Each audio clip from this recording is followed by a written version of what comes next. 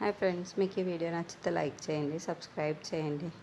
కావ్య దగ్గరికి సుభాష్ చాలా కోపంగా వచ్చి ఎందుకు నా కొడుకుతో నన్ను మాట్లాడనివ్వలేదు, నేను ఎందుకు లాక్కొని ఇంట్లోకి వచ్చేసావు అని చెప్పేసి అడుగుతూ ఉంటాడు. ఆ మాటలు వినగానే అక్కడున్న కావ్య అయితే ఏమీ మాట్లాడకుండా చాలా బాధపడుతూ ఉంటుంది. ఇంతలో అక్కడున్న కావ్యను ఎందుకు నా కొడుకు బ్రతికే ఉన్నాడన్న విషయం తెలిసి కూడా నాకెందుకు చెప్పలేదు, నాకెందుకు ఈ విషయాన్ని నా దగ్గర దాచావు అని చెప్పేసి అక్కడున్న కావ్యాన్ని నిలదీస్తూ ఉంటాడు. ఆ మాటలు వినగానే అక్కడున్న అపర్ణదేవి ఆగండి, కావ్య ఎలాంటి తప్పు లేదు అని చెప్పేసి అంటూ ఉంటుంది. ఆ మాటలు వినగానే అక్కడున్న సుభాష్ అయితే మరి మీరు ఏం చేస్తున్నారో నాకు అర్థం కావటం లేదు, అదేంటో పూర్తిగా చెప్పండి అని చెప్పేసి చాలా గట్టిగా అడుగుతూ ఉంటాడు.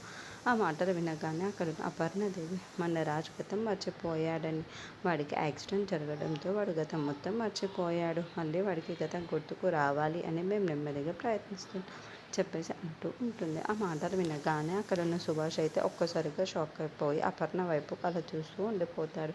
ఇంతలో అక్కడున్న అపర్ణదేవి అవునండి, మన కొడుకు గతం మర్చిపోయాడు కానీ మనల్ని మర్చిపోలేదు, అది మాత్రం గుర్తు, మనమంతా ఎంతో ప్రేమ ఉంటే మాత్రం చూడగానే కావ్య అడ్రస్ చెప్పగానే మన ఇంటికే వచ్చాడు, నేరుగా మన దగ్గరికే వచ్చాడు. కానీ ఇప్పుడు మనం కొద్ది రోజులు ఓపిక పట్టాలి అని కావ్య చెప్పిన విధంగా రాజ్ మనకు ఖచ్చితంగా దక్కుతాడంటే ఎప్పటిలాగానే ఉంటాడు అని అంటూ ఉంటుంది. ఆ మాటలు వినగానే అక్కడున్న కావ్య కూడా అవును మామయ్య, మనం కొన్ని రోజులు ఓపిక పడితే మన రాజ్ మన దగ్గరికి వచ్చేస్తాడు అని చెప్పేసి అంటూ ఉంటుంది. ఆ మాటలు వినగానే అక్కడున్న సుభాష్ మాత్రం ఏమీ మాట్లాడకుండా మౌనంగా చూస్తూ ఉండిపోతాడు.